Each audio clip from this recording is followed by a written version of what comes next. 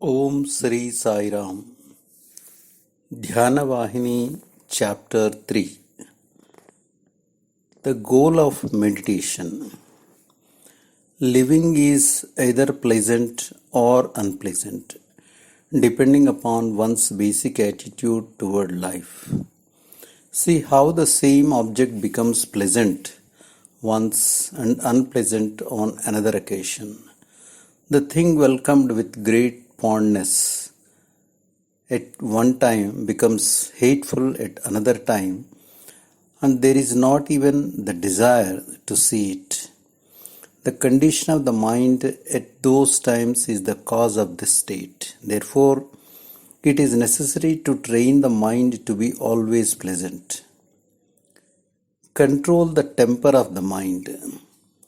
The waters of a river leap from mountains, fall into valleys and rush through gorges. Tributaries join at various stages, and the waters become turbid and unclean. So too, in the flood of human life, speed and power increase and decrease. These ups and downs might happen at any moment during life. No one can escape them. They may come at the beginning of life, at the end, or perhaps in the middle. So one has to convince oneself firmly that life is necessarily full of ups and downs, and that far from being afraid and worried over them, one should welcome them as adding to one's experience. One should not only feel like this, but one should be happy and glad whatever happens. Then all troubles, whatever their nature, will pass away lightly and quickly. For this, the temper of the mind is essential. Concentration and one-pointedness are the keys. Every minute, from inside and outside, promptings and temptations arise and accumulate in people. One cannot attend to all of them at the same time. So, one fixes attention on only the most important one. This is called concentration. Avadhana. Concentration is needed to grasp any subject well, purposefully directing attention on a subject and fixing it. There is one-pointedness, ekagrata. This is also a condition of mind. Concentration and one-pointedness help to focus effort on any selected task. Concentration is essential for all. It is the foundation of all successful endeavor. It is needed not only for meditation but even for worldly affairs and ordinary living. Whatever the task one is engaged in, doing it with concentration will develop both self-confidence and self-respect. For they are the result of the attitude of one's own mind. The mind may lean on either the bad or the good, and concentrated attention must be employed to keep the mind attached only to good prompting. Success or failure in the good task depends upon one-pointedness. One-pointedness will increase power and skill, but it cannot be owned without conquering the worldly cravings that distract the mind. This one-pointedness, this conquest of the mind, is acquired by the exercise of meditation. Yearn for the right thing. There are two types of people, one set on accusing themselves as sinners and the other flattening themselves as great. Both types are being worried by their own mental aberrations. What they both need is mental satisfaction, and this can be obtained by meditation. Through meditation, understanding will increase and wisdom will grow. For this, a person should develop interest in and a taste for meditation. That is to say, a yearning that admits of no other step, that will not tolerate any obstacle. Of course, one may yearn to hear music and derive joy therefrom, or see the bodies of near relatives who have died and derive sorrow therefrom. Yearning may thus have pleasant or even unpleasant consequences. Yearning must have the strength to inspire endeavor. In fact, yearning is but dormant endeavor, and endeavor is yearning in action. When yearning is weak, endeavor declines. When one is strong, the other is also active. Meditation gives concentration and success in all tasks. Through meditation alone, great personages and sages, rishis have controlled their mental activities, directed them toward the pure sattvic path, established themselves at all times in contemplation of the Lord, and finally succeeded in achieving union with the Godhead. First, yearning, then selection of the goal, then concentration, and through the discipline, conquest of the mind that is the object of meditation. One must give up the craving for material comfort and the attachment to sense objects. One must direct the false fears, the absurd desires, the sorrow, the worries, and the artificial pleasures that now fill mind. That is to say, one must discriminate and train oneself to realize that everything is as illusory as the ghost in the well. Everyone needs this self-education. The pathetic condition of everyone is due to its absence. Meditation is the remedy for this state of mind. Reaching the goal through meditation. Through meditation, it is possible to bring into memory the paradise that is one's empire, discarding the transitory creations of the mind as a dream and a delusion by engaging oneself systematically and calmly in meditation.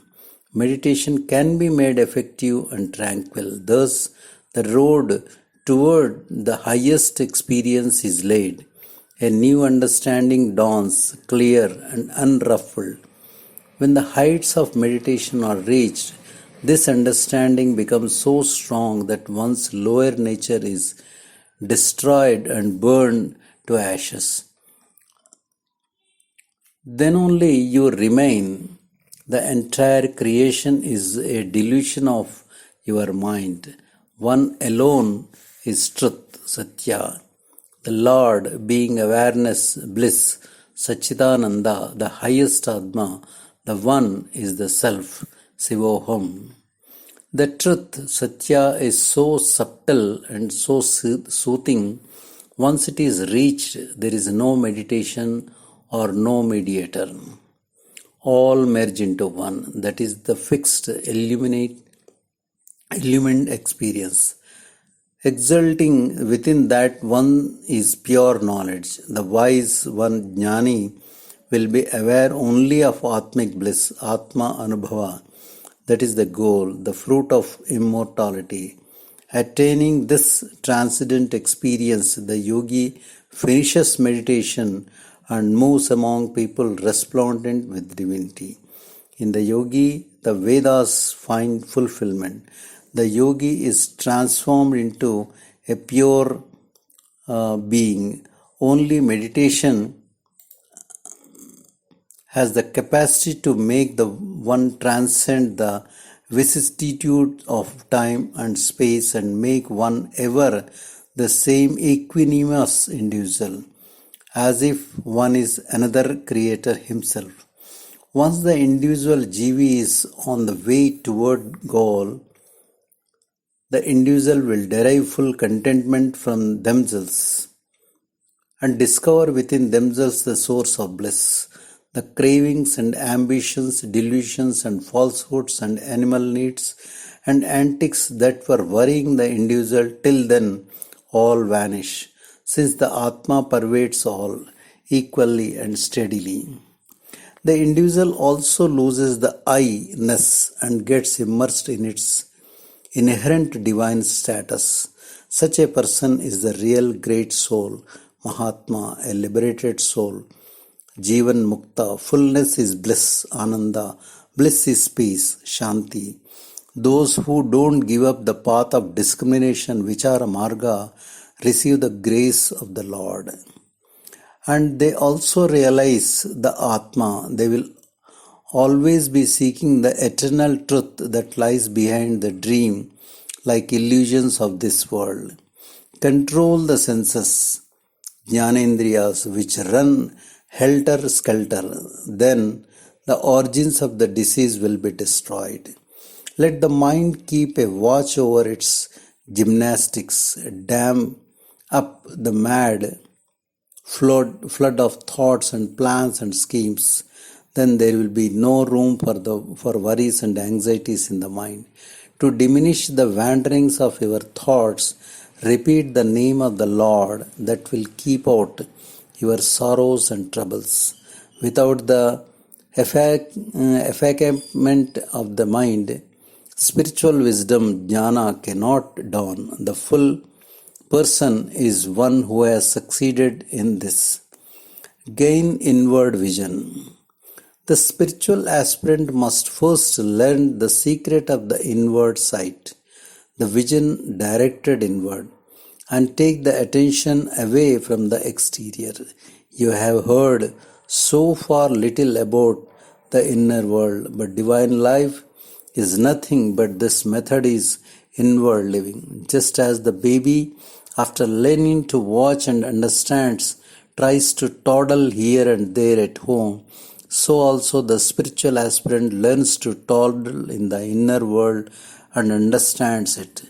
A healthy baby in the cradle waves its arms and legs in glee and lisps in joy, watching the lamp on the wall. Similarly, the spiritual aspirant, also healthy in body, mind, and soul, lying in the cradle of life, watches the inner world and claps the hands ceaselessly in great glee at that inner joy.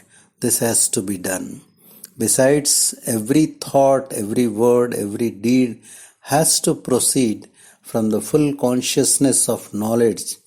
Direct in your intelligence, not to wander about, but to dwell constantly in the inner world. This is the inward quest, Antar Vimarsha. And meditation, Dhyana, is the most important instrument needed for this. The spiritual aspirant can enter the inner quest through the gate of self-examination. That gate accords welcome into the highest and holiest status possible in life to every aspirant who is endowed with humility and devotion. Jai Sai Ram.